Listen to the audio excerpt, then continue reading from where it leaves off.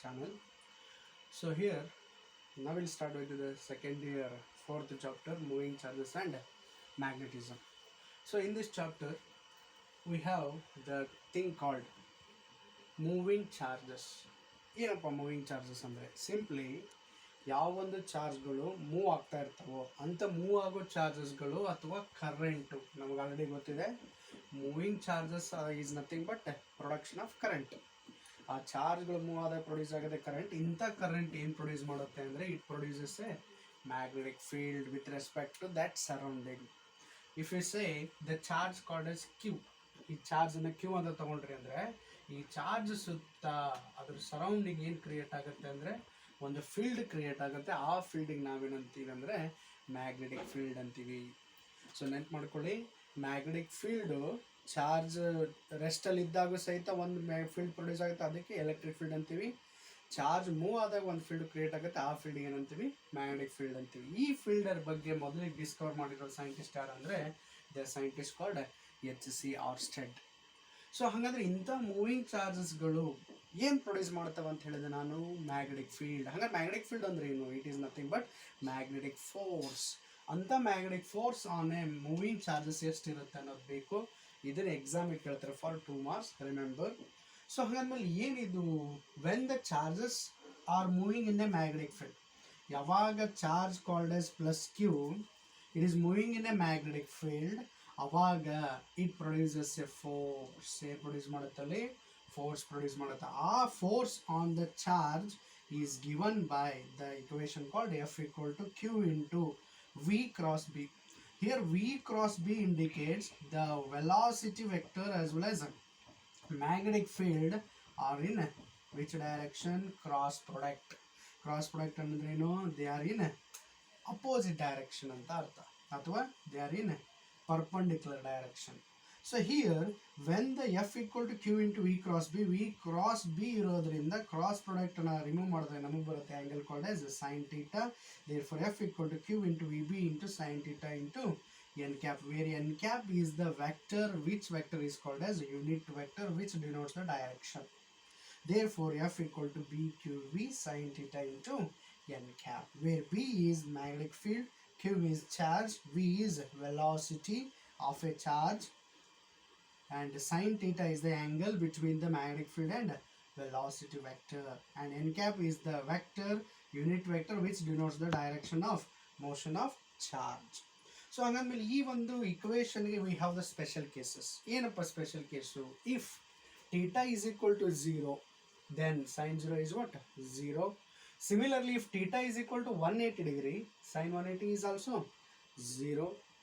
Therefore, when the theta is equal to 0 ಅಂತ ಹೇಳಿದಾಗ magnetic force is 0 itself. When theta equal to 180 degree ಅಂದಾಗ magnetic field is also, magnetic force is also 0. Therefore, the minimum force which is produced by the charge particle is F equal to 0, or F minimum is 0.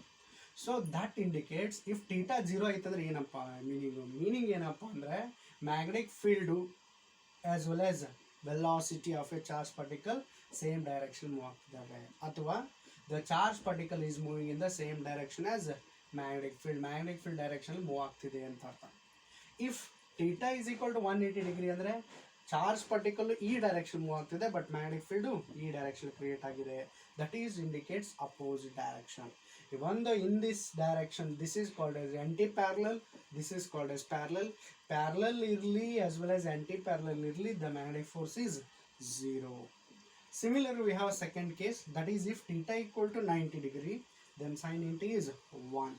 If sin 90 degree is equal to 1 andre enappa, the F becomes F max is equal to what? BQV into sin 90 andre 1. Therefore F max is equal to what? BQV. This is called as maximum force of a charged particle, or a magnetic force on a charged particle. Therefore ಇದನ್ನು ನಾವು denote ಮಾಡ್ತೀವಿ like this. ಅಂದರೆ charge particle velocity ಅಥವಾ velocity of charge particle ಈ ಥರ ಇದೆ, whereas magnetic field ಈ ಥರ ಕ್ರಿಯೇಟ್ ಆಗಿದೆ. ದಟ್ ಮೀನ್ಸ್ ಚಾರ್ಜ್ ಪಾರ್ಟಿಕಲ್ ಈ ಡೈರೆಕ್ಷನ್ ಮೂವ್ ಆಗ್ತಿದೆ, ಮ್ಯಾಗ್ನೆಟಿಕ್ ಫೀಲ್ಡ್ ಈ ಡೈರೆಕ್ಷನ್ ಕ್ರಿಯೇಟ್ ಆಗಿದೆ ಅಂದಾಗ the angle between those two is 90 degree. If theta equal to 90 degree ಅಂದಾಗ the force is maximum. By this equation Now we can define the definition of magnetic field. ಈ magnetic field ಅನ್ನು ನಾವು denote ಮಾಡ್ತೀವಿ by the letter called S B. ಹಾಗಂದ್ರೆ ಏನಪ್ಪ? The force acting on a unit charge particle moving perpendicular to the field. ನಮಗೆ equation ಬಂದಿದ್ದು ಯಾವಾಗ? Theta equal to 90. 90 ಅಂದ್ರೆ ಏನರ್ಥ? Perpendicular. Force acting on a charge particle, ಅದು charge particle ಏನಾಗಿರಬೇಕು? Unit charge ಆಗಿರಬೇಕು.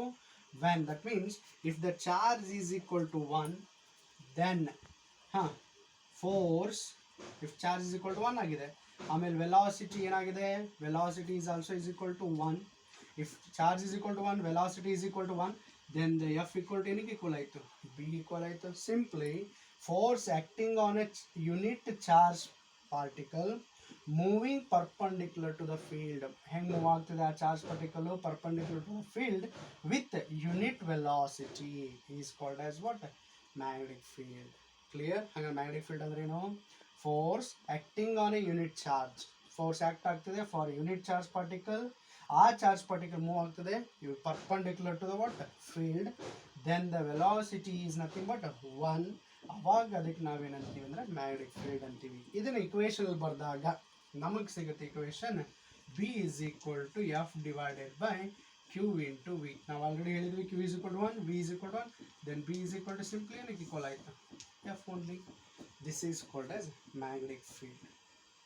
ಈ ಮ್ಯಾಗ್ನೆಟಿಕ್ ಫೀಲ್ಡ್ಗೆ ಅದರದ್ದು ಆದ ಯೂನಿಟ್ ಇದೆ, ಡೈಮೆನ್ಷನ್ ಇದೆ, ಅದೇನು ಅನ್ನೋದನ್ನು ನೆಕ್ಸ್ಟ್ ಕ್ಲಾಸ್ನಲ್ಲಿ ಹೇಳ್ತೀವಿ. Thank you.